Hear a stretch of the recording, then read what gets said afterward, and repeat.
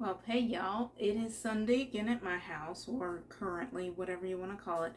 And today I've already got my kids their lunch, but I wanted to make something with some Pico de Gallo. And so I figured what a perfect time to go ahead and make a video of it. So let's get going. First off, we're going to get this onion diced up. It doesn't need to be super fine, like especially for with the hot dogs or anything like that. I know I'm not going to definitely be cutting this up quite like this. I like to do about 3 slices a piece, especially when it's this thickly sliced, but at the same time I'm just going to do just a little bit, and then I will be back after I'm done with this. I see no reason to keep recording while most people in general, I would hope, are going to understand how to use a knife. You just want it to be somewhat thinly, but not extraordinarily thinly sliced. But be careful, don't cut yourself like I've done a few times. Alright, I will be back as soon as I'm done with this part. Then next, we are going to put some lime juice in here. I've always heard that it was best to let the lime juice start to marinate with that onion during the whole process, and that makes the best.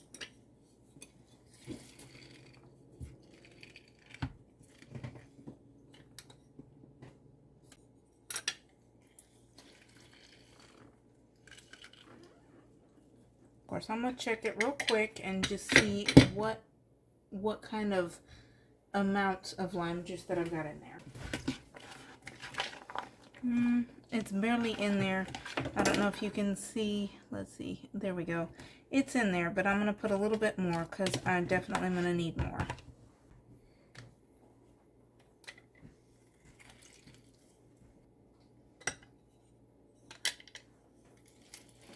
Now this looks good to me. I don't know if you can see. Let's see. There we go.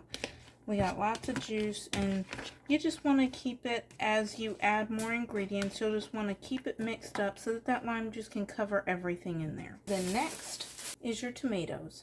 Of course, I always use Roma tomatoes, but you can use generally any tomatoes that you can find. I've got these right now. I'm going to see what kind of proportionally that it is in there once I get done with these. I also got a couple of those I believe it's like the vine ripened tomatoes, only because they were out of Roma tomatoes today when I went to the store. This, just like that onion, does not need to be super finely diced, but you don't want it to be like super thick either. We need, like, what do they call it, like beefsteak super thick cuts. We don't need that. Also, you definitely want, when you're cutting up tomato, you want a very sharp knife, which is one of the reasons that you have to be very careful to make sure that you don't end up cutting your finger. You got to be very careful of where it is, all that kind of stuff, which is one of the reasons that since I'm somewhat klutzy, I don't tend to go very fast, like you might see on the Food Network or something like that. You won't see me probably ever doing that. And I will be back as soon as these are cut up. I believe that this is probably a very good proportion. You can see that it's definitely mixed up in there, but that onion is probably about maybe 2/3-ish of the amount of that tomato. And that's pretty much what I'm going to look for. I like this, the way that it looks. Next in the process is the jalapeños, or you can use Serrano peppers if you want more heat. But of course these, you can, if you want, you can try to do it on the side, and then you can take out those veins and the seeds just like that, and it's much more helpful to contain the heat. I know that I tried to do this a little bit, and I believe it was my last video or one of my most recent that I had tried to take out the veins, and it didn't do as well. This is how I've done more times than not to be able to take out the veins. I just kind of cut it off. Now, if I would have wanted to, I could scrape that out, but especially since likely some family's going to come over that enjoys even more spice than I do, I'm going to leave it in there. So then I'm going to just turn them into thinner strips, and then I can just dice it just like everything else. It'll be just as easy.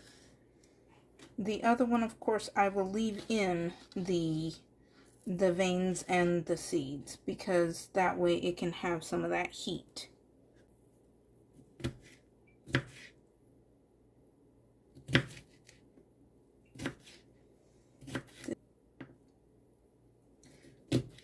cut like that would be really good. I don't want it too thin, but I don't want it too thick either. I'm going to say that these are about medium size jalapenos. They're not necessarily large, but they're not teeny either.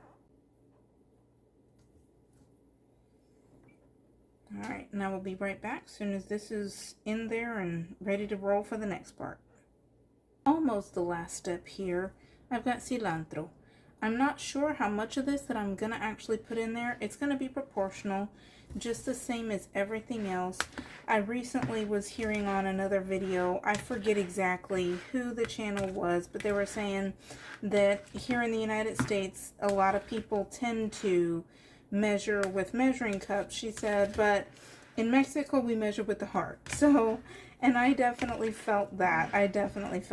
So here we are. This is, you don't want too much. I might actually add a teeny bit of jalapeno, but not much more, because it's a good proportion, and if you add too much, then not necessarily the flavor would be overpowering, but the heat would be, of course. So depends on how you like it. But before I start to cut up the cilantro, it needs to get rinsed. You will notice sometimes, now granted, this one looks really good. This actually, you can smell it. It smells really good. It's beautiful. Some people don't like cilantro. If you don't like it, I don't know what to tell you about Pico de Gallo. But this, it looks really nice, but on occasion, especially if it's been in your refrigerator for a few days, it might have some leaves that have turned black or anything like that. And even still, even if it looks beautiful like this, it needs to be rinsed because it's grown close enough to the earth that it's going to have some dirt in it, and it can be kind of gritty in your teeth.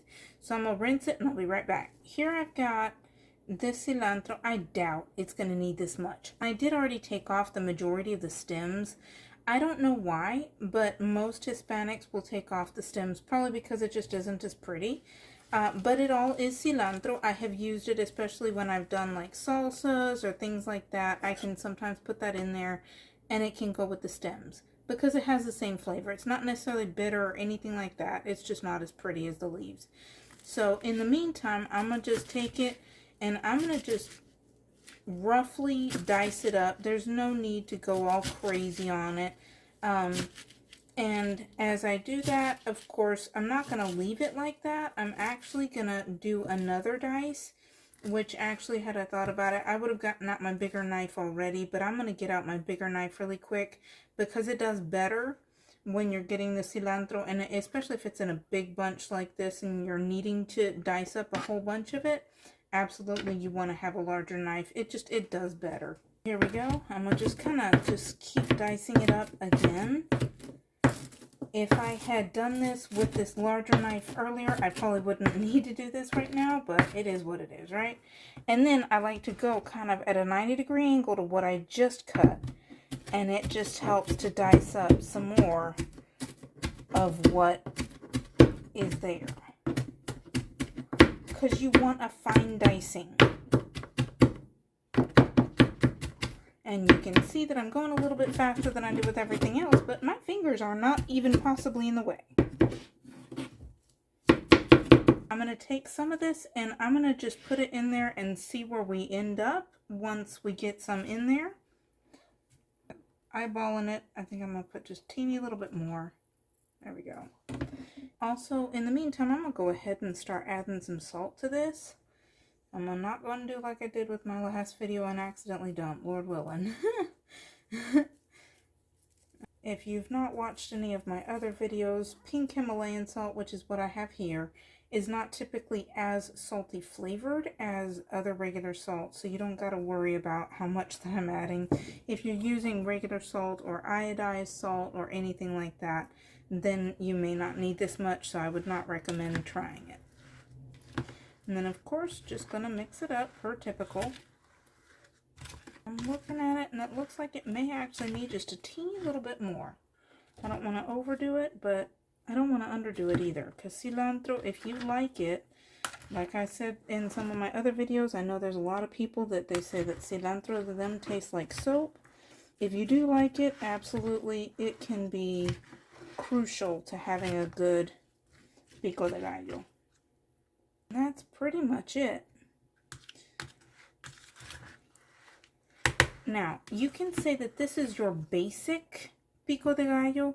You don't necessarily have to have anything else, but the way that I also learned it is if you've got avocado, add some avocado. It is always even better. I'm not sure what exactly happened the other day while I was recording, but somehow the part where I cut the avocado to add it to the salsa, the pico de gallo, somehow got cut off or did not record. So I was just going to show y'all really quickly how to cut the avocado. The one that I have, unfortunately, looks kind of ugly. Especially you can see down that side. I'm not sure what that is, so I'm not going to be actually adding it in, but I will show you very quickly how to cut it.